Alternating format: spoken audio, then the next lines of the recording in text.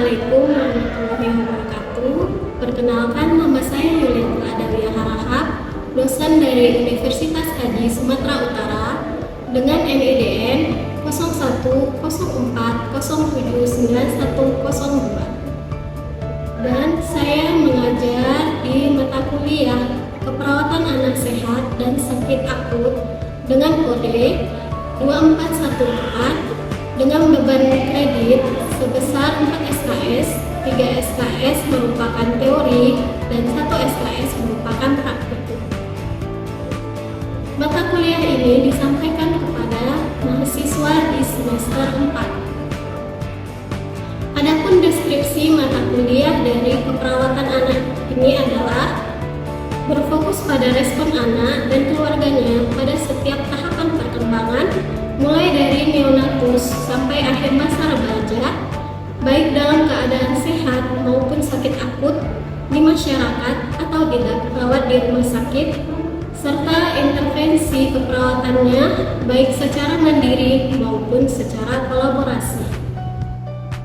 Capaian pembelajaran mata kuliah ini ada 5. Yang pertama adalah memahami konsep keperawatan anak dalam konteks keluarga. Yang kedua, melakukan simulasi asuhan keperawatan pada anak sakit akut serta keluarganya. Yang ketiga, mahasiswa mampu mendemonstrasikan intervensi keperawatan baik secara mandiri maupun kolaborasi pada kondisi sehat maupun sakit akut. Selanjutnya, mampu memberikan simulasi pendidikan kesehatan kepada anak dan keluarga sebagai upaya pencegahan primer, sekunder, dan tersier. Dan yang terakhir, mampu menjalankan fungsi advokasi bagi anak dan keluarga yang mengalami berbagai gangguan untuk mempertahankan hak klien agar dapat mengambil keputusan untuk dirinya. Adapun dalam mata kuliah ini, ada beberapa tim dosen, yaitu saya sendiri, Yulianti Adawiyah Harahap. Yang selanjutnya adalah Ibu Dirayati Sarvina dan Ibu Sri Misleni. Pokok bahasan yang saya ampu dalam mata kuliah ini adalah yang pertama, perspektif keperawatan anak. Yang kedua, asuhan keperawatan pada anak dengan kekerasan atau child abuse. Selanjutnya, asuhan keperawatan pada anak dengan gangguan nutrisi, asuhan kepada anak dengan gangguan sistem respirasi, asuhan keperawatan pada anak dengan gangguan sistem neurologis, dan asuhan keperawatan pada anak dengan gangguan sistem integumen. Dan untuk selanjutnya, saya akan menunjukkan proses pembelajaran pada asuhan keperawatan pada anak dengan gangguan sistem integumen, yaitu luka bakar pada anak. Terima kasih. Assalamualaikum warahmatullahi wabarakatuh.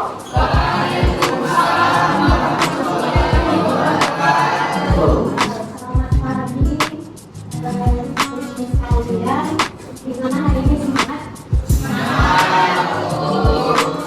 Sudah tahu apa pelajaran hari ini?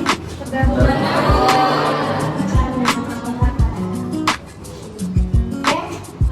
Sebelum kita mulai, ada yang tahu luka bakar itu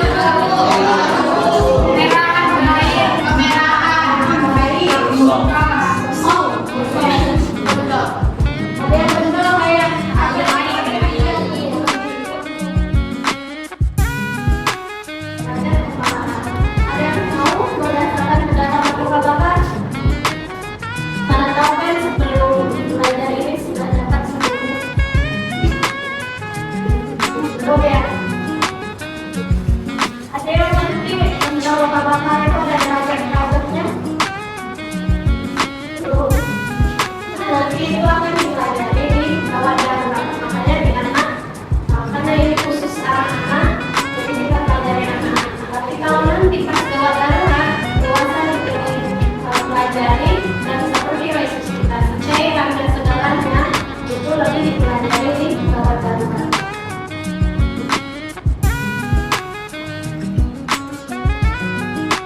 Dalam berdasarkan kedalaman luka bakar itu ada 4. Kalau ini tulisan-tulisannya ya, yang pertama itu superficial burn atau luka bakar epidermal. Kalau epidermal berarti di mana? Lapisan terluar, ya lapisan terluar. Tadi ada kata kena radiasi matahari gitu ya, atau sinar matahari. Nah kita kalau misalnya nggak pakai topi terus nggak pakai sunscreen dari matahari, merah nggak? Udah termasuk luka bakar ya? Iya. Ini udah termasuk, karena kan dia merah. Jadi jangan bayangkan luka bakar itu yang udah terkena api-api. Jadi ada pembagian terhadap luka bakarnya. Yang pertama adalah superficial saja, ya hanya permukaan. Terus ada yang kedua, itu lebih dalam lagi, dermal. Nah, biasanya ditandai sama bule tadi, bulan yang benjolan putih itu, isi cairan.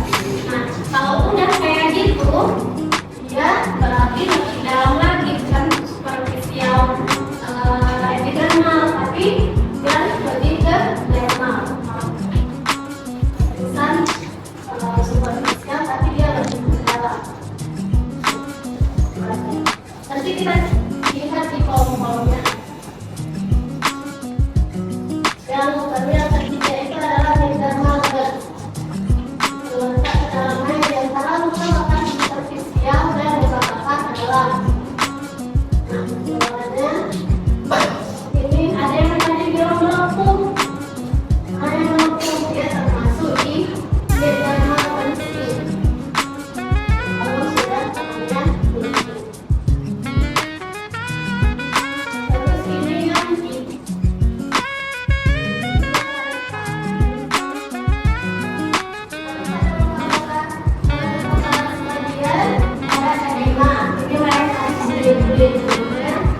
kalau yang mencuri itu bule-bule atau bula-bula. Kerusakan kapiler kepala, luka bakar mayor, lebih dari 30% DBSA total dari surface area. Jadi 30%. Anggaplah tubuh kita 100%. Jadi kalau 30%-nya terkena luka bakar, berarti dia termasuk luka bakar mayor.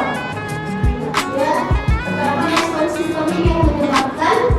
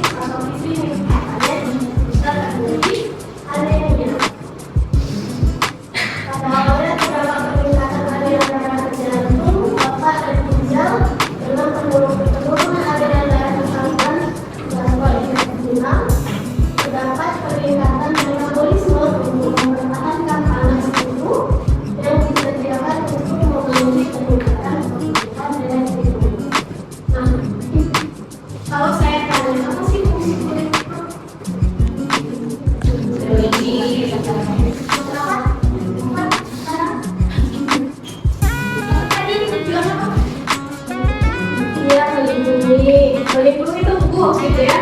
Terus apa lagi? Dia punya fungsi proteksi.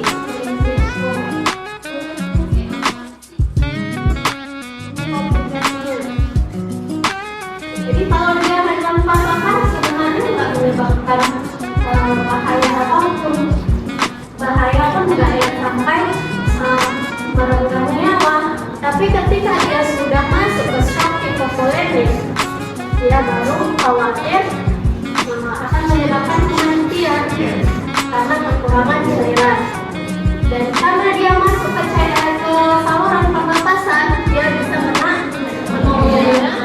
Dan kalau dia terbakar adalah sel-selnya, dia bisa menyebabkan peradangan ya. Tisis itu peradangan, tisis itu.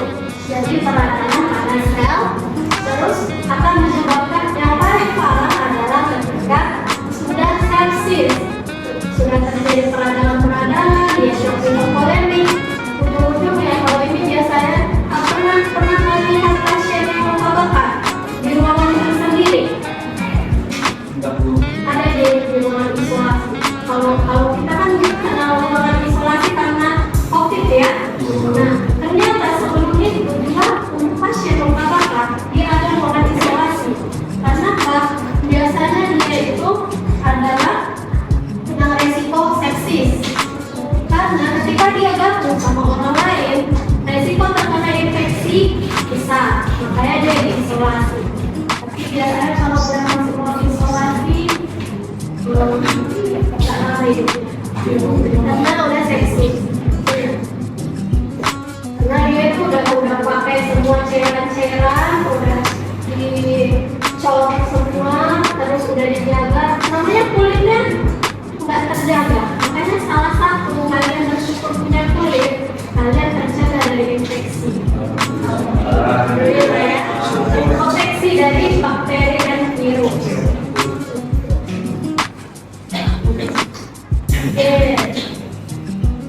Penata laksanaan medisnya dengan ABC ya. Tapi kalau misalnya ini sebelum ini, kalau anak misalnya terkena kebakaran, misalnya karena kebakaran, terus anak terbakar, gimana langkah pertama kalian untuk ini anaknya?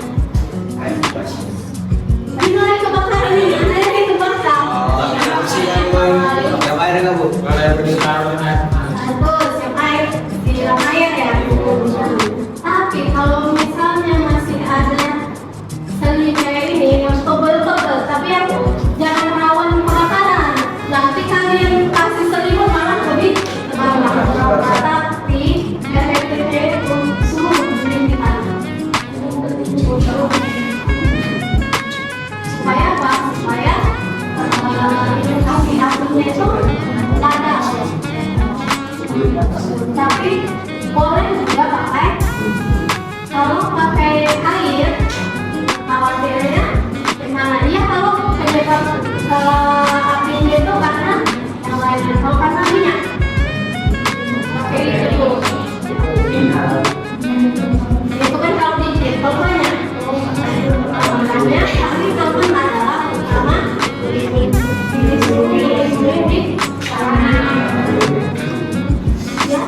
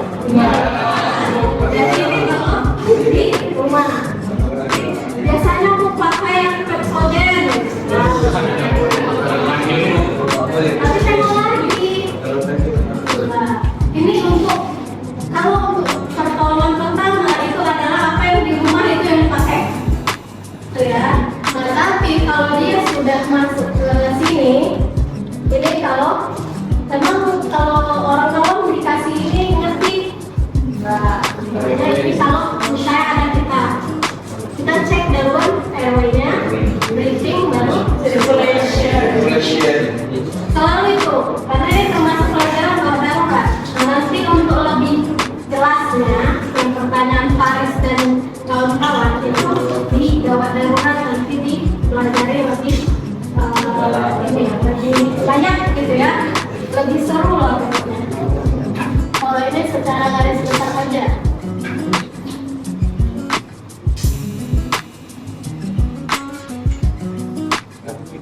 Itu setelah RADC tadi dia harus terapi penggantian cairan. Itu nanti bakal dipelajari di gawat darurat resusitasi cairan Baxter. Jadi berapa perhitungan cairannya? Kenapa disuruh penggantian cairan gede ya? Kenapa disuruh pasien luka bakar itu harus banyak data cairan? Malah kadang di ini ya cowok udah dicor disiram lagi air itu supaya ini kompensasi dari penggantian cairannya, kompensasi kehilangan air dan natrium, terus menggantikan kekurangan protein, mengembalikan jalur sirkulasi, memberikan transfusi yang ada kuat dan memperhatikan fungsi. Nah, kalau saya tanya, cairan untuk luka bakar itu kalau saya mau tanya dulu, apa beda kolek sama pixanoid? Ada belajar terkait cairan? Nah, itu ini ya, kayak dulu nanti ya. Bedanya kolek sama pixanoid apa? Nah, ini saya tanya nanti sore. Jangan kamu nanti, dulu saya tanya. Untuk pasien luka bakar itu pertolongan pertamanya, penanganan pertama kita di rumah sakit dikasih cairan kristaloid. Karena kristaloid mengandung ini. Kayak saya bilang, coba nanti cari terkait apa itu cairan koloid, apa itu cairan kristaloid, dan macam-macamnya apa. NaCl, RL itu termasuk koloid atau kristaloid. Albumin termasuk koloid atau kristaloid. Kalau kalian di rumah sakit seharusnya harus tahu kenapa pasien itu dikasih RL, kenapa dikasihnya yang NaCl, atau kenapa dikasihnya albumin, atau yang ada tahu plastik, pakai plastik itu warna kuning. Kenapa coba dikasih pasien itu? Ada nggak selama ini kalian berpikir apa sih beda cairan-cairan itu? Itu nanti coba kita ini review, kalau perlu ada belajar biar ini sebagai gambaran pelajaran.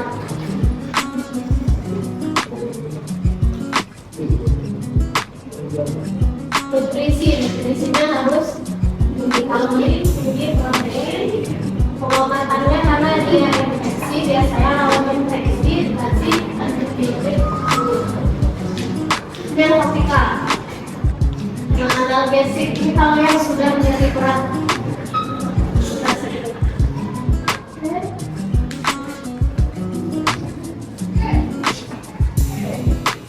Ini kan tadi kalau yang dengan tahu skin craft. Kalau resisitifnya, kalau kita terkena luka bakar yang sudah parah, itu nggak bisa lagi disuruh sembuh sendiri. Itu penyakit lukanya nggak bisa, tapi dia harus ditanamkan ditanamkan kulit lain. Kalau resisitifnya, dia kayak dipotong yang bagian luka bakarnya itu harus dibersihkan. Kalau infection dia lebih dibersihkan karena kan masih ada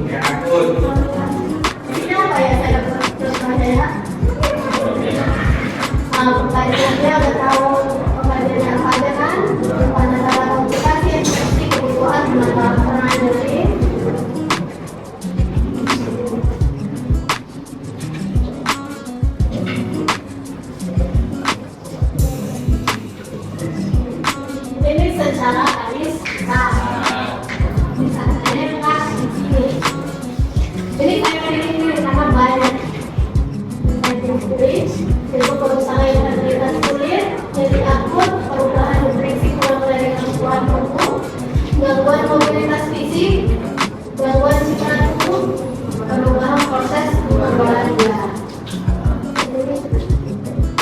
Ini adalah secara garis besar. Ada juga kekurangan hormon cairan dan yang lainnya. Cuman kalau pada anak, apalagi misalnya remaja, terkena luka bakar, remaja cewek terkena luka bakar di wajah. Masuklah di sini kan? Jadi tidak hanya serta-merta harus kerusakan integritas kulit atau nyeri rambut. Dilihat pasiennya itu karakternya kayak mana, dia perempuan nggak, dia kalau perempuan kan kecantikannya itu luar biasa penting gitu ya. Makanya kalau dia terkena wajah pasti terganggu dengan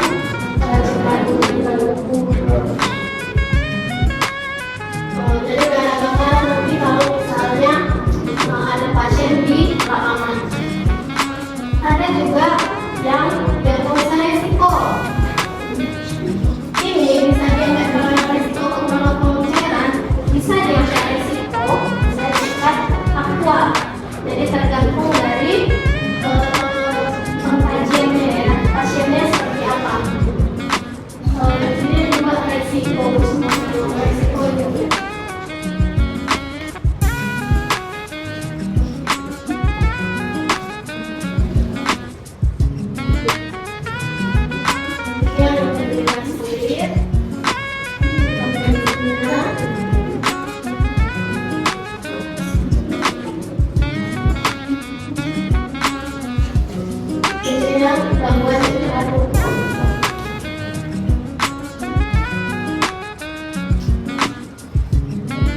Proses keluarga. Jadi saya hanya kasih contoh intervensi yang satu aktual, yang satu lebih ke psikologis, satu ke perubahan proses keluarganya boleh diangkat sama mahasiswa. Padahal kalau di anak itu sangat berpengaruh, karena anak kayak kita pelajari kemarin kan tidak memori, dia selalu bergantung pada keluarganya, orang tuanya. Jadi family center care itu luar biasa. Makanya ini seharusnya ada diangkat kalau untuk kasus anak. Nanti kalau PKK di ruangan anak boleh lah diangkat untuk kasus apapun. Tergantung ya bentuk penanganannya. Boleh diangkat. Oke, ada yang mau ditanyakan sejauh ini?